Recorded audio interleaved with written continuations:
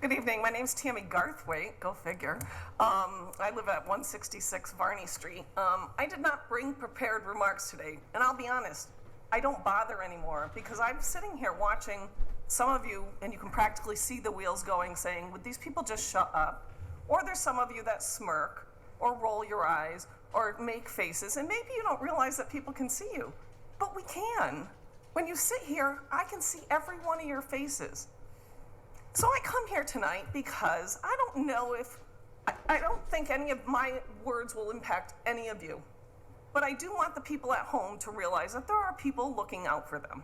They're regular people like myself, like Victoria, like Rich, who are actually saying enough is enough. Perhaps people don't realize how this whole tax cap really works. It's an average of 3 years. Most of the time, that doesn't matter. 1.9, 2.1, 1.4, it all comes out to about 2%. This year now, we're at 3.57, which might not seem so bad because we can mix it with the 2 points from the past 2 years.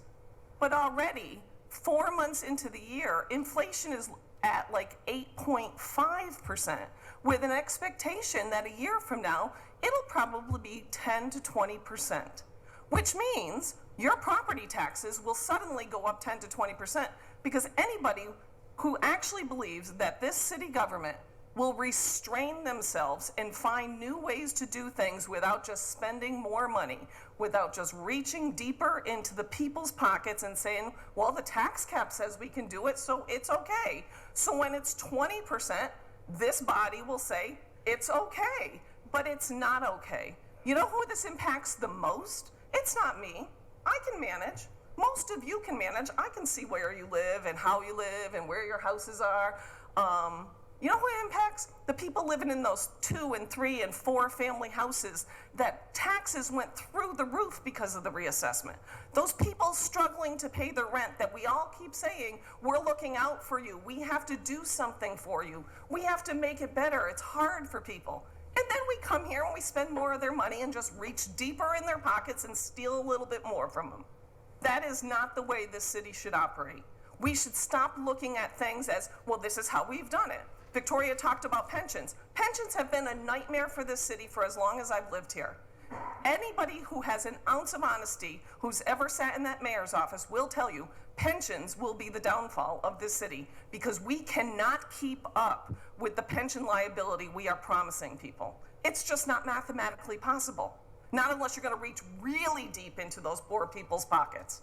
So instead, we could think of another way to do it. We could switch to a 401k plan, but that would probably anger the union, so we can't do that. What have we actually accomplished? What have we actually changed to make change in the city? We did Hallsville School. Yay, we closed the school. Well, that's good because we have thousands fewer students than we used to have, so I don't know why we need all these same school buildings. 30 seconds. And we have millions and millions of dollars every year that we add to that school budget because some, contrary to what statistics show, will say if we just spend some more money, those failing students, they'll miraculously not be failing. Even though year after year after year we give them more money, and guess what? They're all still failing. Now the private schools can manage to do it for far less. So what's up with that? How come it can be done? It can be done. This city just chooses not to do it. 3 We minutes. don't choose to change anything. We just keep the status quo and we just keep digging deeper and deeper into people's pockets. And enough is enough, and it has to stop, and it has to stop now. Because next year we're gonna be bleeding money because of inflation. Thank you.